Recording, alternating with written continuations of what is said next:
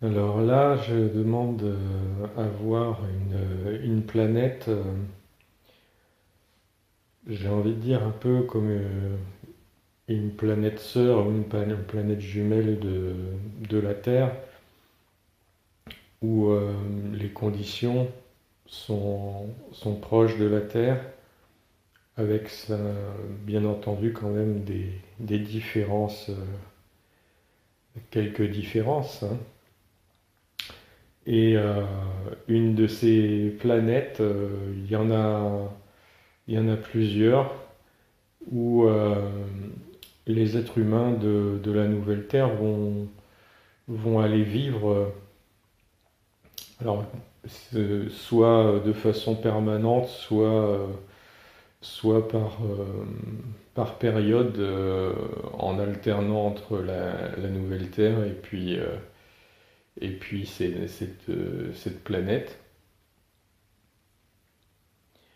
Alors, euh, c'est une planète qui n'est pas dans la galaxie, dans notre galaxie. J'ai la galaxie d'Andromède, donc ce serait dans la galaxie d'Andromède.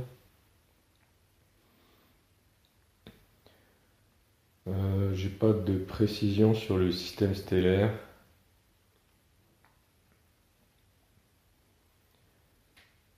Et donc cette planète, il y a une végétation comme sur la Terre avec des continents, des océans. Il y a pareil une atmosphère avec des nuages, des petits nuages blancs. Alors il y a quand même des choses qui sont notablement différentes, hein, et c'est sur ça que je vais me concentrer maintenant. Euh, je vois en fait que l'océan, il a une couleur pratiquement mauve-violet, plutôt mauve que violet d'ailleurs. Donc déjà ça c'est assez, ça fait un paysage assez hors norme. Le ciel est bon, le ciel il est assez proche du ciel terrestre, hein, donc je ne vais pas me focaliser là-dessus. Il y a un soleil, il est plus gros et plus orange, presque, ouais, presque, on va dire rouge orangé. Il est assez gros et le climat est c'est un climat vraiment parfait, quoi. C'est encore plus, euh, c'est encore plus apaisant et régulé que sur la Terre. C'est un endroit où il n'y a pas par exemple, il n'y a pas de tempête ou enfin, des événements climatiques extrêmes. C'est vraiment une planète apaisante. Il y a que le climat, il est stable et bon, il fait beau en fait. Il fait beau pratiquement tout le temps. Euh, il y a bien une alternance de jour et de nuit, comme sur la Terre. Alors si on regarde la nuit, par contre je vois pas de... Ah si, il y a quand même une espèce de lune, mais elle est beaucoup plus petite enfin visuellement, hein. En fait, c'est pas qu'elle est plus petite que la lune, mais elle est plus éloignée en fait. Donc comme elle est plus éloignée, elle peut paraître plus petite. Et puis elle a pas ouais, elle a un petit peu la taille, une taille assez similaire à la Lune, mais plus éloignée. Donc elle a une apparence à peu près 2 ou 3 fois plus petite que la Lune depuis la Terre.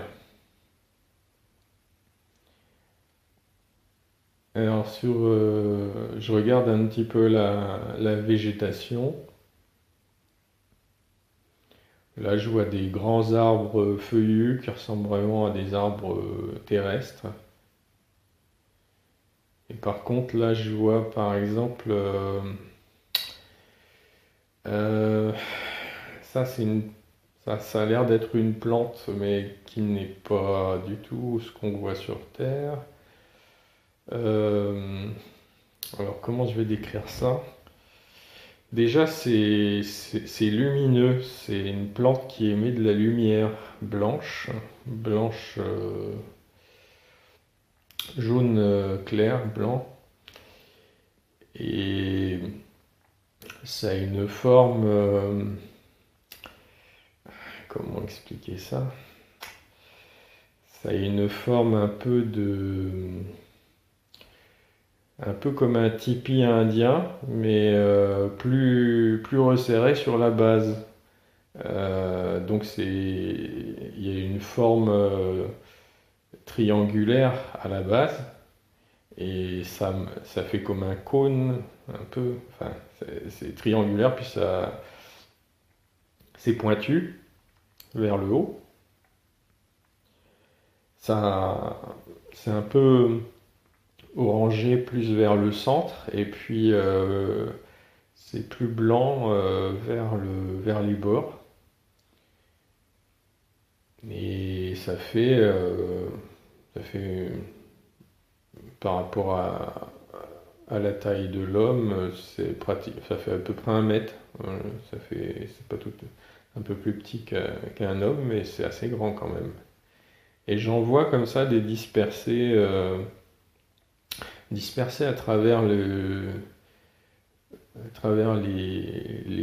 bois. Enfin, c'est des bois quand même. C'est assez clairsemé. C'est pas non plus des prairies, mais c'est un peu entre les deux, vraiment une densité de forêt et puis une prairie. Il y a quelques arbres comme ça, par-ci, par-là. Et puis à travers, il y a ces espèces de. Ça ressemble un peu à des flammes, d'une certaine façon, vu de loin. Mais ça a vraiment une forme géométrique bien définie. Euh, je regarde un peu plus près si c'est vraiment une plante, parce que ça a l'air assez. On dirait que c'est pas vraiment une plante, quoi. J'arrive pas à définir. C'est vivant, ça c'est sûr. Euh,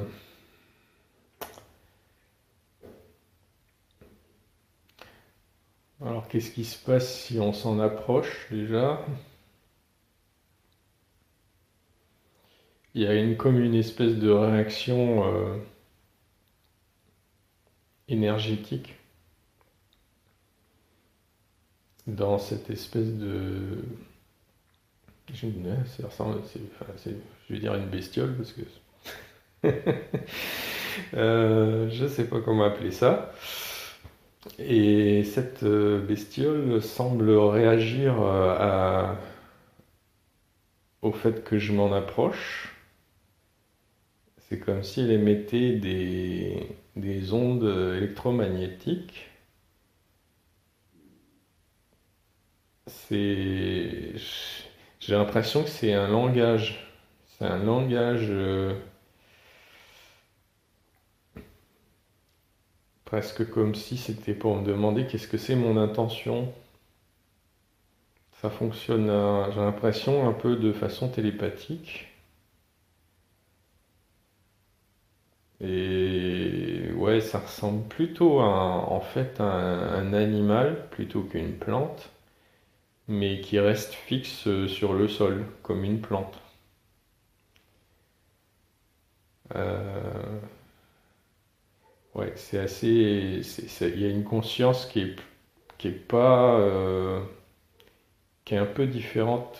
Enfin, au niveau perceptif, j'ai le sentiment que c'est pas vraiment du règne végétal, quoi. C'est plus du règne animal. fait, c'est un peu entre les deux. Et il y en a beaucoup comme ça. Alors, euh, si j'aimais des intentions pures, enfin bénéfiques, je vois qu'elle se calme, euh, elle arrête d'émettre ces signaux électromagnétiques, et, et même je trouve que sa couleur, son rayonnement lumineux se baisse un peu, quoi. Euh, Parce que c'était plus lumineux quand je me suis approché, un peu comme si elle se mettait en alerte. Et puis, une fois qu'elle a compris que je lui veux pas je vais pas lui causer de problème, elle se calme et sa lumière est un peu plus douce, moins forte. Mais en fait, ouais,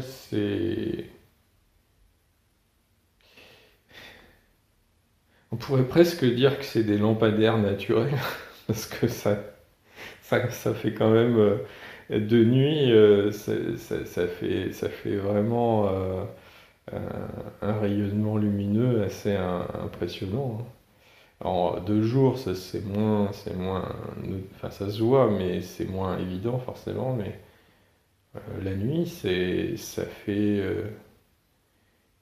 comme un réseau de lampadaires un peu partout.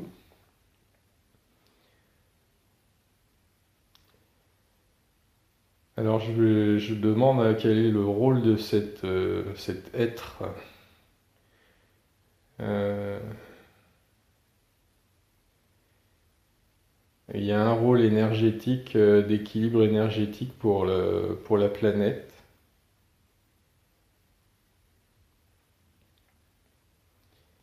Il y a une histoire d'harmonisation aussi avec le règne végétal. C'est comme si ces êtres-là participaient à l'équilibre énergétique entre le règne végétal et cette planète au niveau énergétique.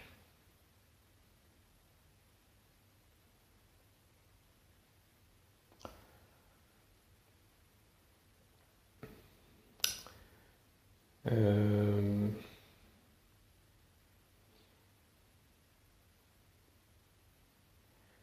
ouais, bon, je, je- je vais regarder d'autres choses parce que là, bon, j'ai pas l'impression que je vais en savoir beaucoup plus sur cette bestiole. Euh, alors je regarde à nouveau la nature de jour, mais j'explore un petit peu plus sur le continent où je suis. Il y a quelques petites montagnes, mais elles sont pas, c'est pas des montagnes aussi grandes qu'on peut en voir sur la Terre. Elles sont quand même à très basse altitude. Elles sont toutes recouvertes de végétation, donc ça, par rapport à la Terre, c'est un peu différent. Euh, alors, il y a des êtres évolués, entre guillemets, qui habitent sur cette planète euh, et qui sont mélangés avec des humains qui viennent de la Nouvelle Terre. Alors, je vais les décrire parce que ils n'ont pas une morphologie très classique, on va dire. Enfin, de toute façon, dans les extraterrestres, c'est très varié, mais euh, là, ceux-là, j'ai pas encore vu de représentation qui ressemble à ça. parce qu'ils ont vraiment une tête, alors une tête ovoïde, mais l'ovale dans l'horizontalité. Ça fait comme s'ils avaient une tête très large et puis un peu aplatie sur le haut. Elles ont des grands yeux qui sont très espacés euh, par rapport au centre de la tête. Donc ça a un côté un petit peu insectoïde, on va dire.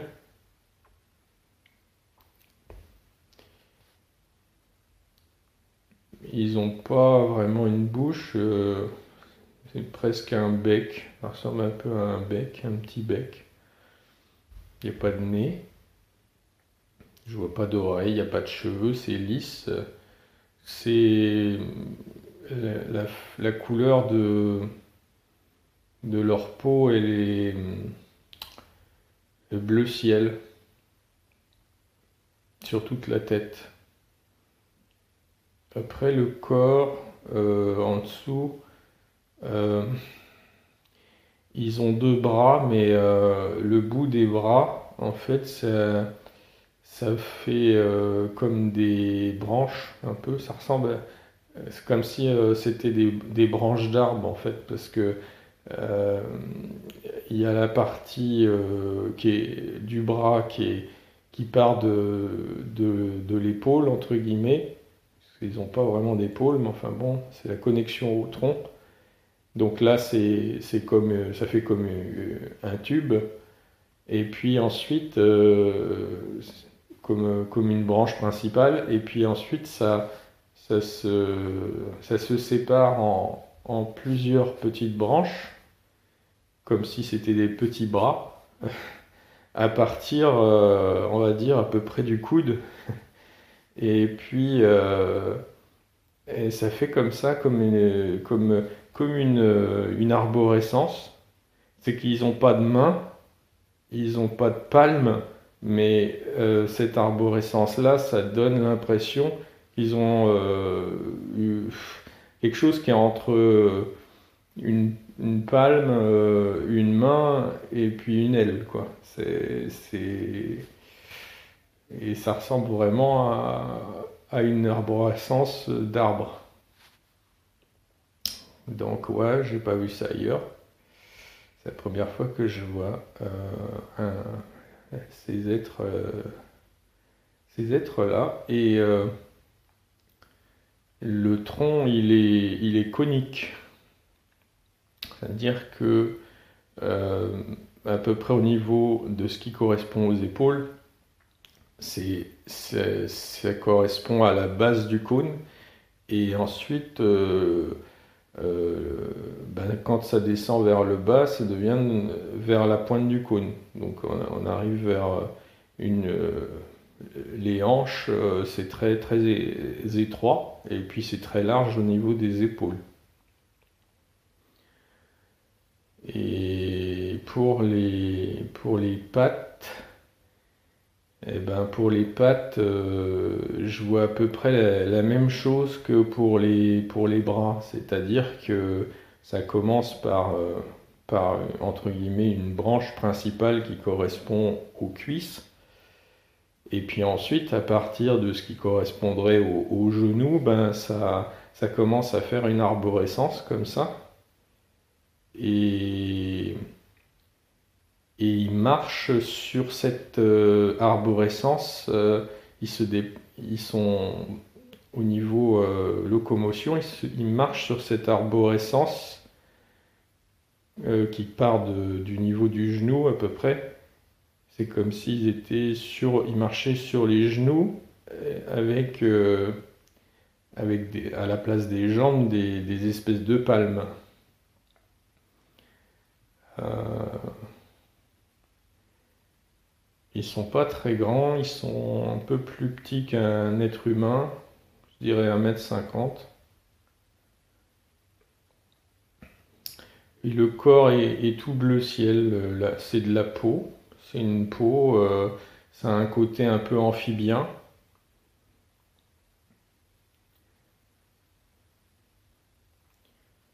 Alors, je regarde au niveau intellectuel et au niveau émotionnel comment ils sont.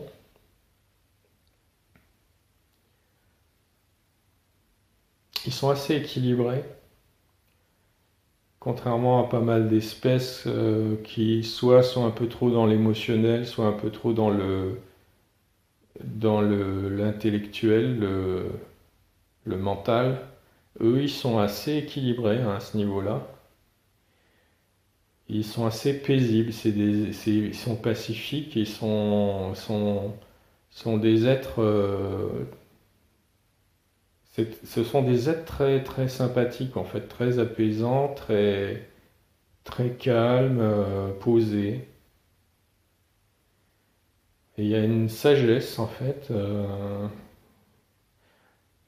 C'est pas qu'ils sont très, très, nécessairement très avancés sur le plan spirituel, mais ils sont, euh, ils sont zen comme espèce. Alors, j'arrive pas à dire si ils font partie des catégories des amphibiens, enfin, ou c'est plutôt, c'est pas non plus insectoïdes, ils sont pas non plus, enfin, on peut dire qu'ils sont plutôt humanoïdes parce qu'ils ont quand même cette structure de base avec un tronc, des bras, des jambes et une tête, donc on va dire plutôt ils sont humanoïdes. Mais quand même assez différent en tout cas de nous, hein. Et il y a vraiment il y a une très bonne entente entre les êtres humains de la nouvelle Terre qui viennent vivre avec eux ou leur rendre visite ponctuellement. Il y a vraiment une très bonne connexion, une très bonne entente. C'est comme des frères. Et leur planète, elle est vraiment bien, comment dire, il n'y a pas eu toutes les déviances de, que l'être humain a eu avec la nature sur la Terre. Euh, tout ce qu'il a fait de travers, la pollution, tout ça. Ces êtres-là, ils ont toujours respecté vraiment leur écosystème, l'écosystème de leur planète. Ils ont toujours été dans ce respect-là. Ils ne sont jamais passés par une période comme la nôtre où on a vraiment détruit beaucoup d'éléments de l'écosystème de notre planète, quoi. Ils ont vraiment, comme un respect naturel, ils ont gardé ce respect naturel de l'écosystème tout au long de leur développement. Et c'est vraiment, pour les êtres humains, c'est un exemple en termes de comportement. C'est un exemple aussi. Ils ont eu vraiment une très bonne influence sur l'être humain parce que ils, euh, ils ont une vision de la nature vraiment respectueuse. C'est un peu comme les êtres, euh,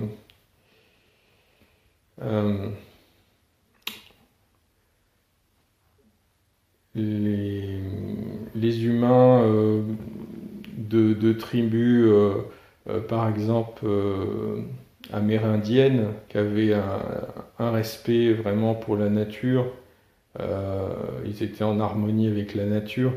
Ben, en fait, ces êtres sur cette planète-là, ils sont toujours restés dans cet état de respect de la nature et ils ont gardé ça. Donc là, la planète, elle est vraiment magnifique, quoi. Elle est pure, quoi. Euh,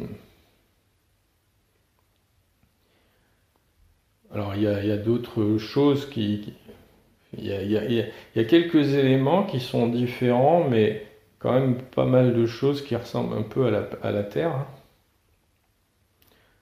Donc j'ai dit, il y avait la couleur de l'océan qui était mauve au lieu d'être bleu. Il y avait ces espèces de bestioles lumineuses là, à travers les, les, les arbres. Je regarde s'il y a d'autres spécificités un peu à cette planète. Je vois il y a des grandes crevasses. euh, il y a des zones continentales où ça fait comme des grosses crevasses. euh, Comme si le continent s'était ouvert à certains endroits. Euh, ouais, il y a une activité entre guillemets tectonique qui est particulièrement, qui est un peu plus forte que sur Terre, même si pour autant, comme j'ai dit tout à l'heure, il n'y a pas vraiment de hautes montagnes. Mais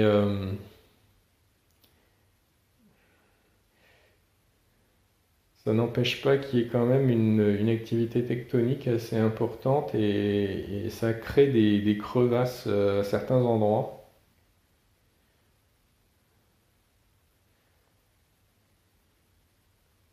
Et c'est pas moche, hein, ça fait un paysage découpé. Je vois pas vraiment de désert comme il y a sur Terre. Il y a de la végétation un peu partout. Comme j'ai dit, le climat il est assez tempéré en fait, hein. Et il se prête à ce que la végétation puisse pousser un peu partout. Donc il n'y a pas vraiment de zone désertique où il ferait vraiment très chaud et où il y aurait peu de précipitations.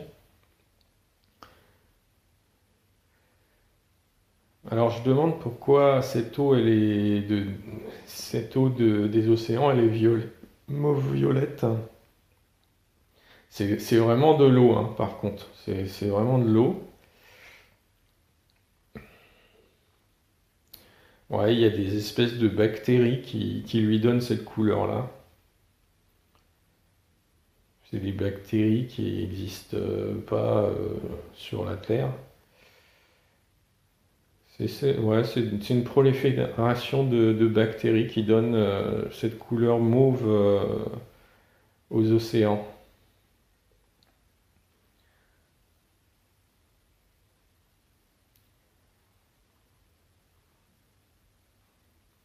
On voit quand même qu'il y a un petit peu d'activité volcanique quand même. C'est des petits volcans, hein. Ils sont pas hauts, ils ont, c'est c'est justement ces activités tectoniques là, ça génère un peu des activités volcaniques. Mais voilà, c'est pas des gros volcans explosifs, c'est des petits volcans, c'est pas très dangereux quoi.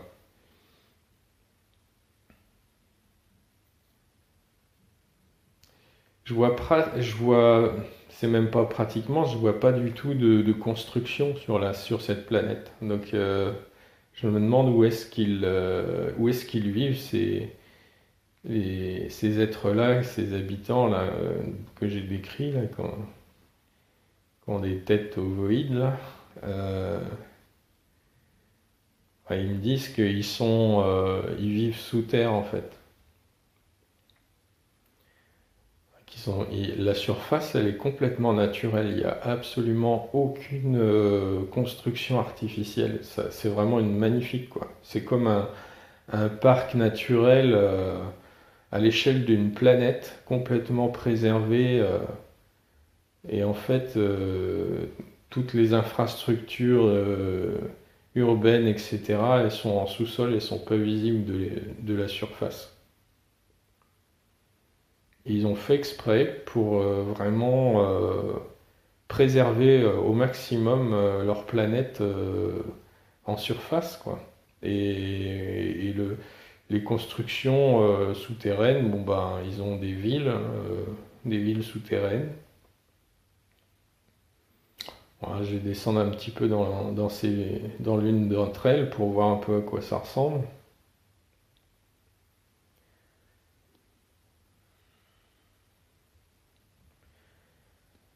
Je vois un espèce de gros dôme, c'est comme si la ville entière était sous un dôme. Ça ressemble à un dôme de cristal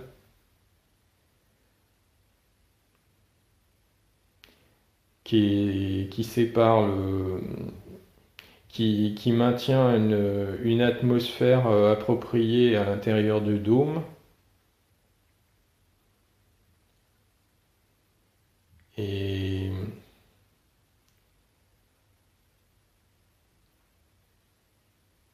ça a un rôle de protection aussi parce que comme justement il y a quand même des mouvements tectoniques assez importants sur cette planète, l'air de rien, euh, cette structure permet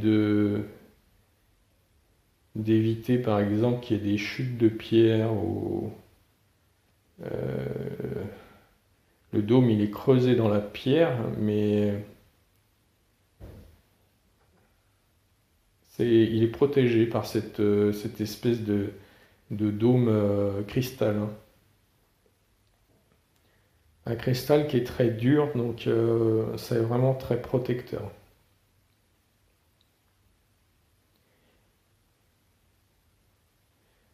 Il est dur et en même temps il est mou, c'est ça qui est bizarre. C'est-à-dire que euh, c'est comme des alvéoles. euh, je ne sais pas comment décrire ça. Euh, c'est comme si il était constitué à la fois de parties dures et de parties molles. Les parties molles servent à lui donner une certaine flexibilité euh, pour pouvoir se déformer un peu. C'est par exemple, ah voilà, l'analogie, c'est les ponts. Quand on construit un pont sur la Terre, on prend en compte le fait qu'il puisse se dilater avec la chaleur et du coup, il y a des tranches de pont qui sont en béton qui sont dures.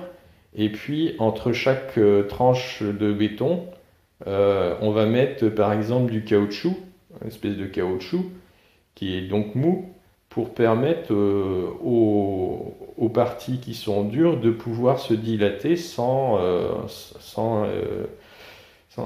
casser, quoi. Ben là, en fait, la structure du dôme, elle a un peu une structure comme ça, c'est-à-dire qu'il y a comme des espèces de triangles, je vois comme des espèces de triangles de cristal très dur, et entre chaque triangle, quand c'est collé au triangle adjacent entre les deux, c'est une espèce de substance cristalline plus molle. Ce qui fait que le dôme, il est à la fois très dur et puis en même temps, il est capable de se dilater un peu, de s'adapter un petit peu de changer un petit peu de forme si c'est nécessaire. Si par exemple les plaques tectoniques s'écartent, eh ben, il va pouvoir s'adapter un peu à ce mouvement-là sans casser et tout en restant quand même une structure très très solide. Donc ça, c'est pour l'espèce de dôme qui est au-dessus de la ville. Alors quand je rentre dedans, dans la ville, je vois, il y a d'autres dômes à l'intérieur. C'est des dômes, cette fois-ci, plus habités.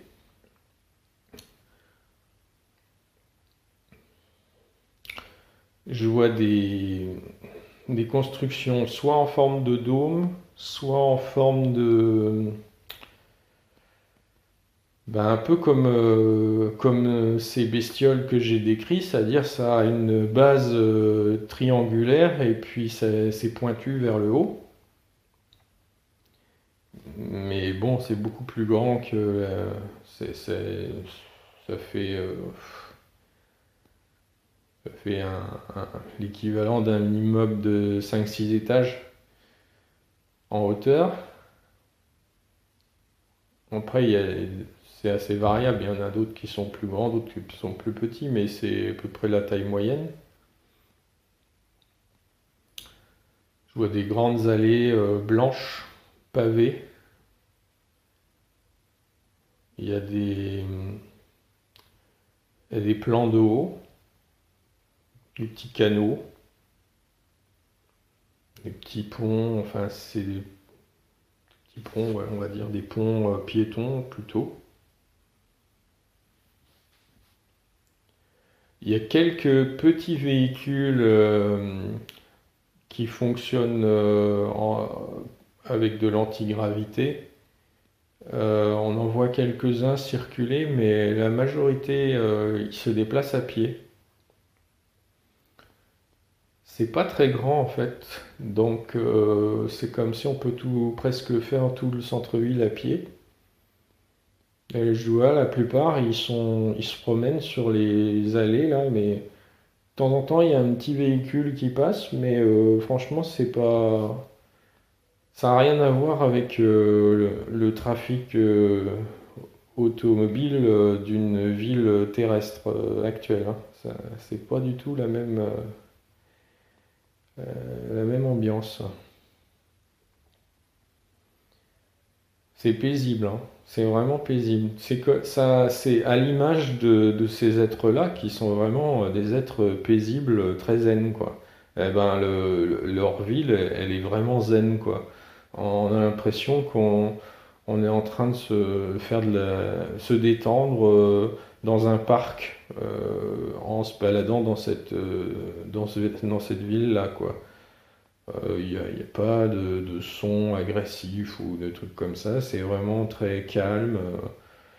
Les gens, alors ils parlent pas, hein, c'est par télépathie en plus, donc on n'entend même pas de conversation.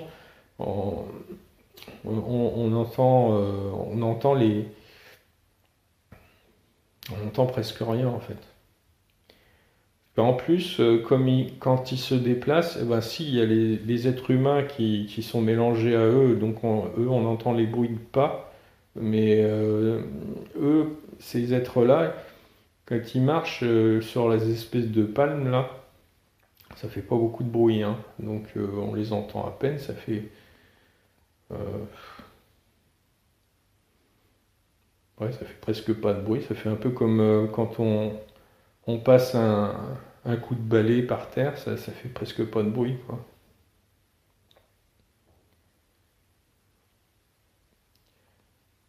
Donc c'est vraiment apaisant comme environnement.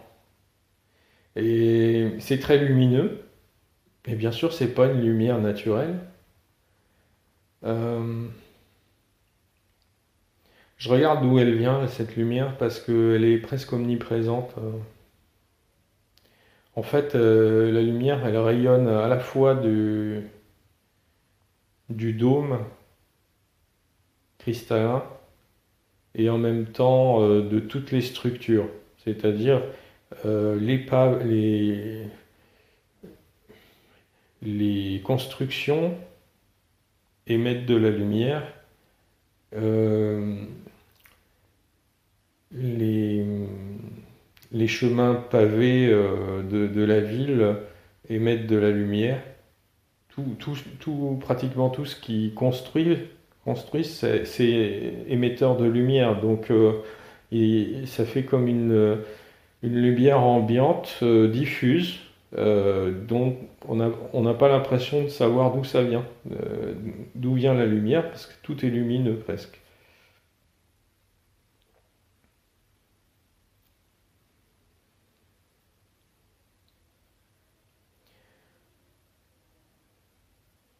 Alors, je regarde un petit peu comment ils vivent dans leur lieu d'habitation.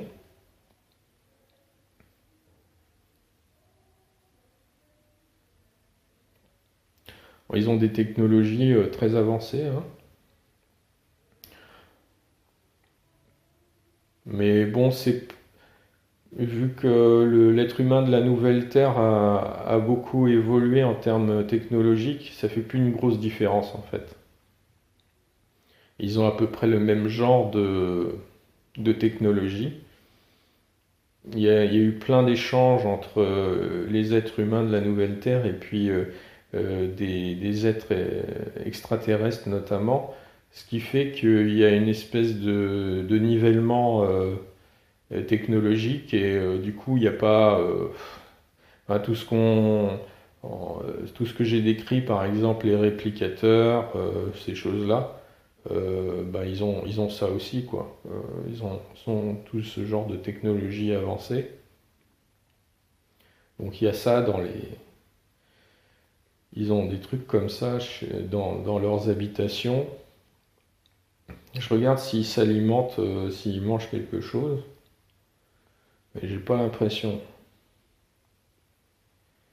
J'ai l'impression que c'est comme ils se rechargeaient avec une énergie euh, comme des batteries qui se rechargent, mais c'est pas de l'électricité.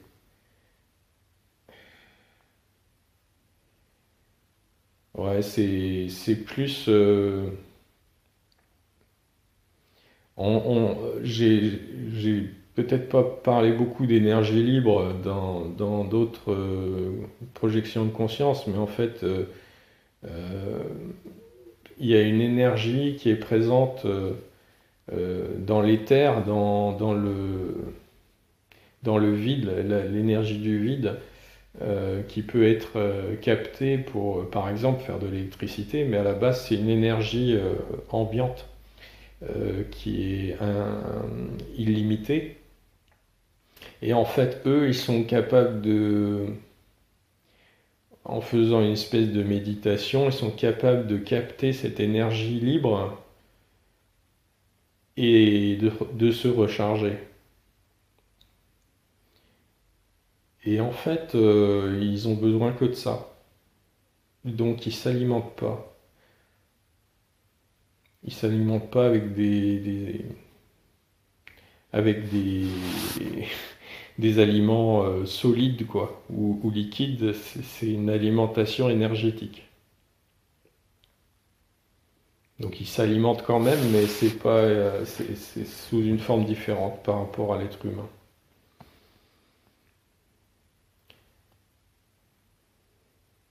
Je regarde l'intérieur d'une maison standard.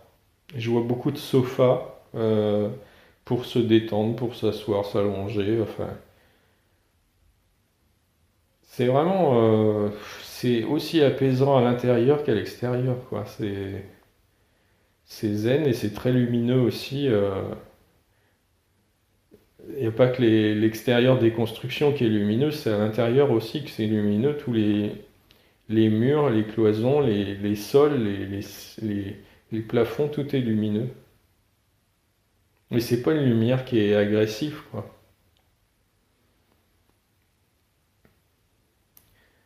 C'est juste une ambiance lumineuse apaisante.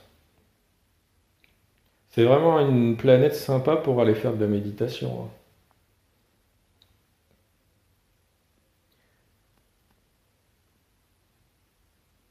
C'est la planète anti-stress.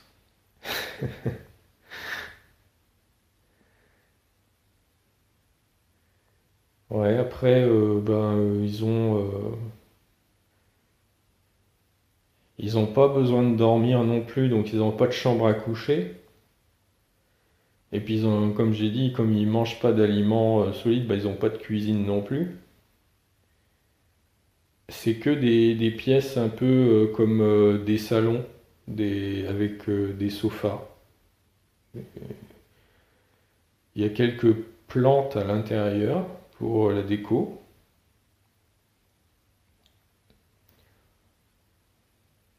Il y a j'en vois une grande baie vitrée en fait qui donne sur l'extérieur.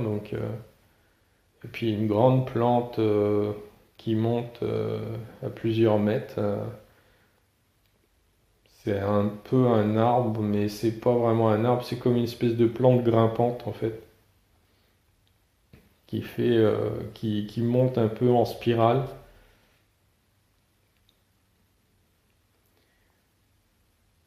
avec des espèces de feuilles, ces feuilles qui ressemblent à, comment dire, c'est pas vraiment des feuilles, mais c'est des trucs plats, des trucs plats circulaires. Euh, ça oscille un peu comme des ailes de papillon, mais c'est c'est- c'est quand même une plante.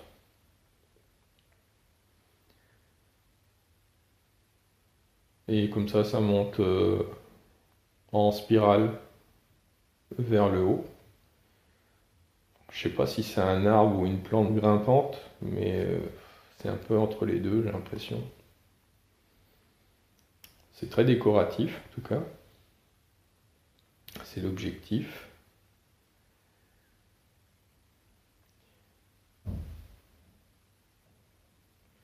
Bon, je pense que je vais arrêter là pour la description de cette planète. Alors, j'ai pas vraiment de nom pour cette planète parce que enfin, je peux demander le nom, mais j'ai l'impression que c'est pas. Ça va être assez imprononçable. Puis c'est une espèce de traduction avec nos lettres, avec notre langage qui est un peu artificiel. Donc ça présente pas beaucoup d'intérêt d'aller chercher le nom, entre guillemets, de cette planète. Moi, je vais faire quand même l'exercice pour le fun. Euh, c'est comme s'il y avait plein de L dedans. C'est quelque chose comme ça. Non, bref. C'est pas très intéressant. Alors, au niveau de la taille de cette planète, elle est un peu plus petite que la planète Terre. Il y a, je vois deux gros continents en fait, qui sont, qui sont presque connectés. Euh, donc c'est presque comme si c'était un seul continent, mais ils sont, il y a un endroit où c'est très très étroit et c'est presque comme s'il y avait deux continents séparés. Et donc tout le reste, eh ben, c'est de l'océan.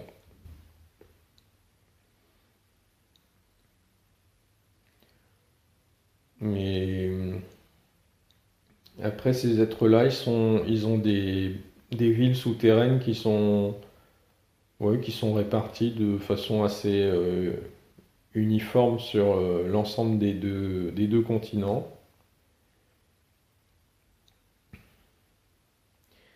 Ils n'ont pas, ils ont pas de sexe. Ils sont unisexes. Donc je me demande comment ils se reproduisent. Comment ils se reproduisent?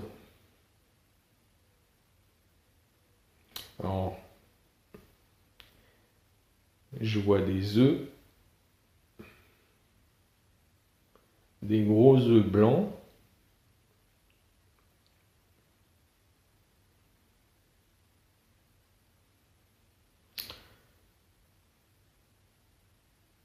C'est comme si ils produisaient ils étaient capables de produire un espèce de d'œuf.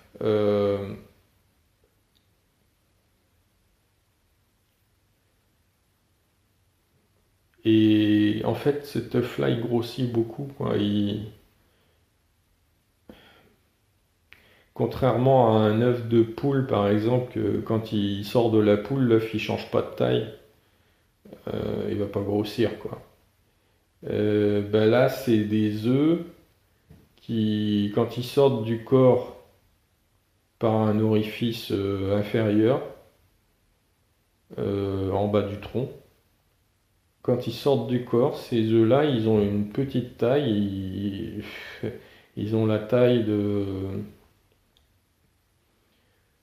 un, 1 ou 2 centimètres, quoi, pas plus. Et l'œuf, après, il est mis dans des espèces de couveuses.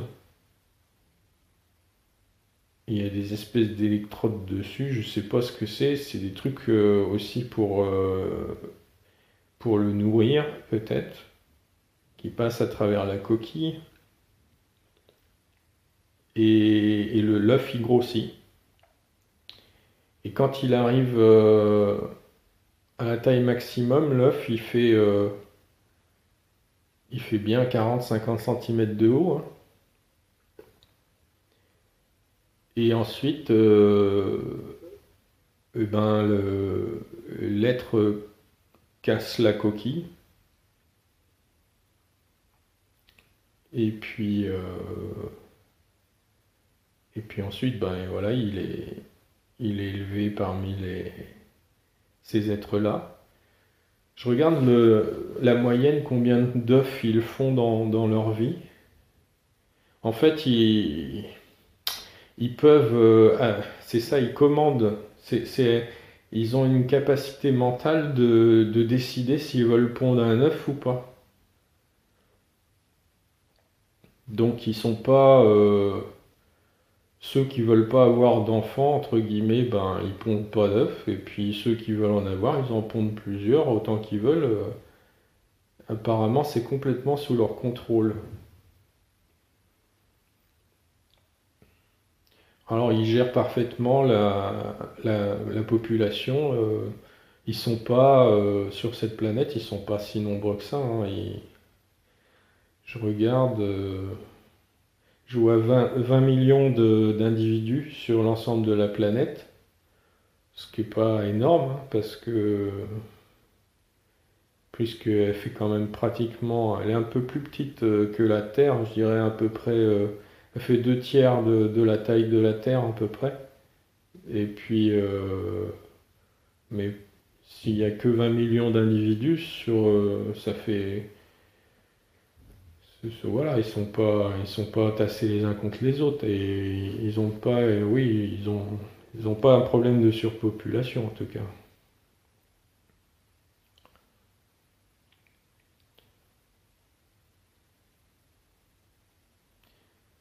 Bon, bah, je pense que je vais arrêter là.